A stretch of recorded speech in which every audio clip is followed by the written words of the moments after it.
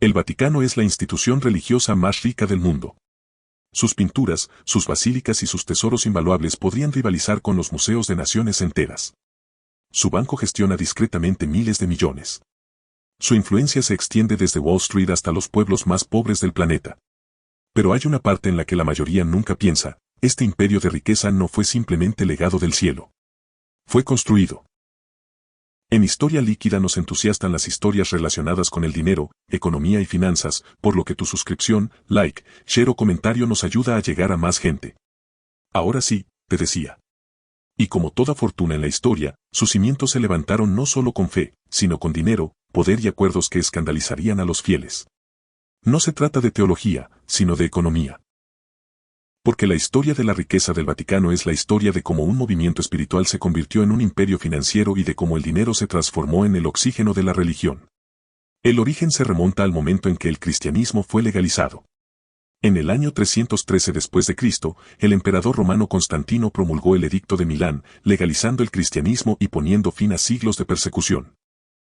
De la noche a la mañana, lo que había sido una pequeña fe clandestina se convirtió en una religión respaldada por el Estado. Con la legitimidad llegaron las donaciones, los aristócratas ofrecieron tierras, los emperadores colmaron a la iglesia de privilegios y tesoros. El propio Constantino financió la construcción de la primera basílica de San Pedro. El mensaje era claro: la riqueza y la santidad podían ir de la mano. Desde entonces, la iglesia comprendió una lección que todo imperio ya conocía: el dinero es poder, y el poder necesita dinero. A comienzos de la Edad Media, la iglesia perfeccionó su primera gran innovación financiera: el diezmo. Los creyentes debían donar el 10% de sus ingresos, generando un flujo constante de recursos que ascendía desde los campos de los campesinos hasta Roma. Para los granjeros medievales, entregar una décima parte del grano era obligatorio, so pena de arriesgar la salvación del alma. No era caridad, sino impuestos santificados por la religión. A lo largo de los siglos, esos diezmos transformaron a la iglesia en el mayor terrateniente de Europa. Hacia el año 1000, se calcula que poseía cerca de un tercio de las tierras de Europa Occidental, campos, viñedos, molinos y bosques que producían riqueza real mucho antes de la existencia de bancos o bonos. Pero la historia tomó un giro más oscuro. La tierra y los diezmos no bastaban para alimentar la maquinaria institucional. En el siglo XI, surgió otra herramienta financiera: las indulgencias. Su idea era simple y su marketing brillante: pagar a la iglesia para reducir el castigo por los pecados propios o de los difuntos. Era la salvación en venta, y resultó extremadamente lucrativa. Las indulgencias llenaron las arcas del Vaticano y financiaron no solo templos, sino guerras. Porque en ese punto, la iglesia ya no era solo una institución espiritual, era también una potencia geopolítica. Las cruzadas, iniciadas en 1096, fueron recordadas como guerras santas, pero también se convirtieron en una mina de oro. Los ejércitos requerían fondos, y la iglesia impuso nuevos impuestos para sostenerlos. Aquellos que no podían luchar podían pagar indulgencias. Las ciudades conquistadas eran saqueadas, los tesoros confiscados, las tierras reclamadas. Al final de las cruzadas, el Vaticano acumuló autoridad espiritual, influencia militar y poder financiero que rivalizaba con el de los reyes. La paradoja se hizo evidente. Mientras los sacerdotes predicaban pobreza y humildad, el Vaticano se transformaba en el mayor terrateniente y recaudador de Europa. Las familias escuchaban sermones sobre los peligros de la avaricia mientras la iglesia acumulaba riquezas que ningún monarca podía igualar. Era el mismo patrón que marcaba todos los imperios. Una historia moral para el pueblo y una maquinaria financiera detrás de escena. Hacia finales de la Edad Media, el Vaticano había pasado de ser terrateniente a financiero. En el Renacimiento, era una potencia de dinero y política. Los papas ya no eran solo pastores espirituales, sino príncipes y banqueros. Necesitaban recursos no solo para la caridad, sino para ejércitos, arte y prestigio. El símbolo máximo de esa ambición fue la nueva Basílica de San Pedro. La iglesia medieval de Constantino estaba en ruinas, y los papas del siglo XVI querían una catedral tan monumental que eclipsara todo en la cristiandad. Para costearla, se intensificó la venta de indulgencias. Los predicadores recorrían Europa ofreciendo certificados de salvación. El fraile dominico Johann Tetzel pronunció una frase que pasó a la historia: tan pronto como suena una moneda en el cofre, el alma del purgatorio surge. Los campesinos, temerosos del destino de sus seres queridos, entregaban sus monedas convencidos de estar comprando la eternidad. Las indulgencias financiaron templos, pero también lujos. Papas como Alejandro V convirtieron el Palacio Pontificio en un escenario de nepotismo y exceso. León X invirtió fortunas en arte y banquetes mientras Roma padecía hambre. La contradicción era evidente. Mientras se condenaba la avaricia desde los púlpitos, el Vaticano exhibía riquezas comparables a las de los monarcas más poderosos. Entre bastidores, el papado adoptó una nueva arma, la banca. Aunque oficialmente condenaba la usura, se alió con familias financieras como los Lombardos y los Medici para mover su dinero. La corte papal se convirtió en centro de préstamos y deudas reales. Los reyes dependían de banqueros, los banqueros de Roma, y el Vaticano se consolidó como la araña en el corazón de una red europea de poder y dinero. Toda burbuja estalla, y esta no fue excepción. En 1517, Martín Lutero publicó sus 95 tesis en Wittenberg, denunciando las indulgencias como fraude. Afirmó que la salvación no se podía comprar, que Roma había transformado la fe en mercado, y que la riqueza vaticana se sostenía sobre la desesperación de los pobres. Su protesta encendió la Reforma protestante, dividiendo Europa. Las indulgencias, antes fuente de riqueza, se volvieron símbolo de corrupción. Naciones enteras se separaron de Roma. El mismo sistema que financió la Basílica de San Pedro también provocó la fractura de la Iglesia. La gloria generó resentimiento, y el resentimiento es la moneda que ningún imperio puede controlar. En el siglo XVII, el Vaticano conservaba grandes riquezas, pero su autoridad se había deteriorado. Sin embargo, su fórmula seguía intacta, fe en la superficie, dinero bajo ella. Como toda potencia, se adaptó. Tras perder media Europa, halló nuevas formas de convertir la fe en capital. Durante siglos, su riqueza se basó en tierras, diezmos e indulgencias. Pero en el siglo XIX, ese imperio se derrumbó. En 1870, los estados pontificios fueron confiscados por la recién unificada Italia. El Papa perdió sus territorios, rentas y ejércitos.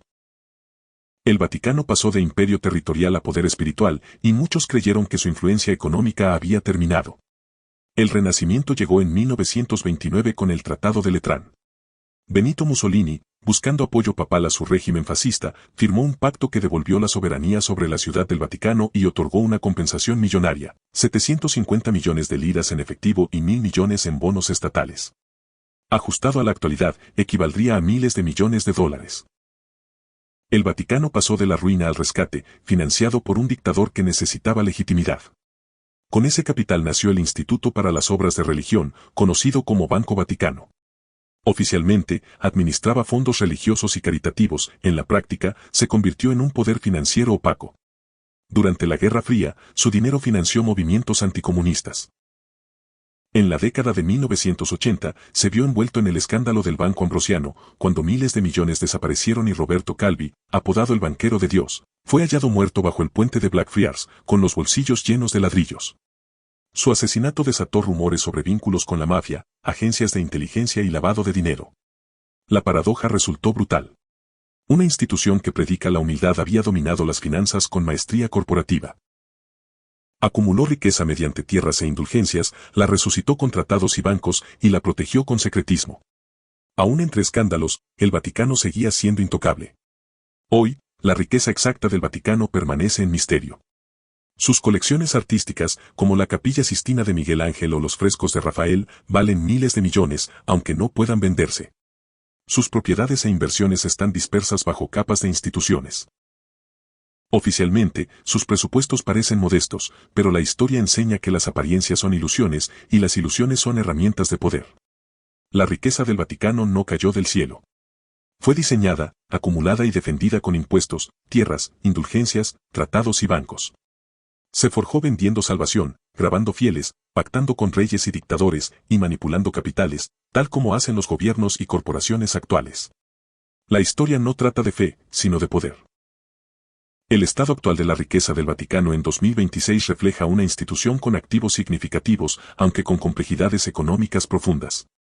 Las cifras más recientes indican que la Santa Sede posee activos totales que algunas estimaciones sitúan entre 10.000 y 15.000 millones de dólares en bienes, inversiones y propiedades diversificadas globalmente. La tradicional cartera de más de 5.000 propiedades inmobiliarias, predominando en Italia y también en ciudades como París y Londres, sigue siendo una fuente central de ingresos, junto con donaciones, inversiones financieras y los ingresos por turismo de los museos vaticanos. En 2024 y 2025, el balance financiero mostró señales de mejoría con la administración del patrimonio de la sede apostólica reportando beneficios netos superiores a años previos, incluyendo unos 62 millones de euros de utilidad, de los cuales una parte significativa provino de inversiones y rentas inmobiliarias. Además, informes oficiales del Vaticano indicaron un incremento de los activos totales y un modesto superávit presupuestario, rompiendo años de déficits constantes, aunque persistió un déficit estructural importante. Esto se dio en medio de ajustes en la gestión de inversiones, reformas internas y esfuerzos por aumentar donaciones globales. La proyección hacia 2030 sugiere que la riqueza del Vaticano podría mantenerse estable o incluso crecer, siempre que se continúe con reformas financieras y diversificación de ingresos. La apertura de la gestión de inversiones más allá del tradicional Banco Vaticano busca modernizar y optimizar el rendimiento patrimonial. Sin embargo, desafíos estructurales como el déficit recurrente, el alto costo de mantenimiento de bienes, y el envejecimiento de su fondo de pensiones representan riesgos que podrían limitar un crecimiento sustancial sin cambios significativos en la estrategia financiera. En resumen, la fortaleza financiera está en la diversificación y en la gestión reformada de activos, pero su crecimiento dependerá de la capacidad institucional para adaptarse a un entorno económico global dinámico. Y esa es la lección. El Vaticano no es una excepción. Todo sistema que pide fe mientras enriquece discretamente juega el mismo juego. Ya sea un gobierno que devalúa su moneda, una empresa que predica valores mientras explota a sus empleados o un banco que promete seguridad mientras arriesga depósitos, la fórmula es idéntica: fe en la superficie, dinero debajo. Al contemplar los dorados pasillos del Vaticano, no solo se observa religión, sino la lección más antigua de la historia financiera. La riqueza construida en las sombras siempre lleva máscara de virtud. Y cada vez que se pide confianza en un sistema, conviene preguntarse quién se beneficia realmente. La historia no se repite, pero cuando no se comprende, termina aplastando igual. No olvides que tu feedback es muy importante para nosotros, porque nos permitirá mejorar nuestras siguientes entregas. Gracias por quedarte hasta el final.